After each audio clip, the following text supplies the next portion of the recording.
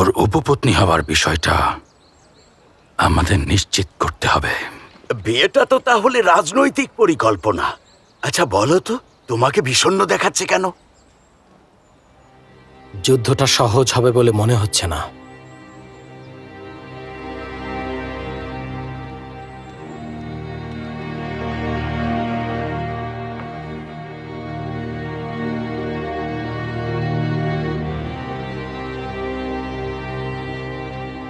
আমাকে ক্ষমা করবেন মহারানী, রাজকার্য পরিচালনার জন্য আপনার সহায়তা ছাড়া আমি এগোতে পারবো না।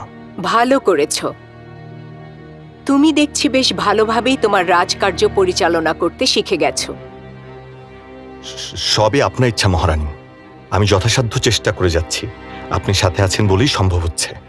আচ্ছা যাই হোক, আমি তোমার সক্ষমতাকে এতদিনে বুঝতে পেরেছি। অক্ষমতাকে ক্ষমা করবেন। তুমি আমাকে বলতে দাও, আমার ভুলগুলো স্বীকার করতে দাও।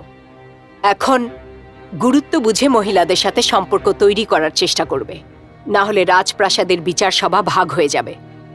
আবার মনে করিয়ে দিচ্ছি, উপপত্নীর চেয়ে রানী অনেক বেশি গুরুত্বপূর্ণ। আমি সবসময় এটা মনে রাখবো।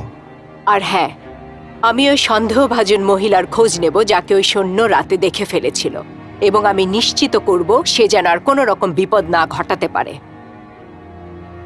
জি, আপনি ঠিকই বলেছেন মহারানী।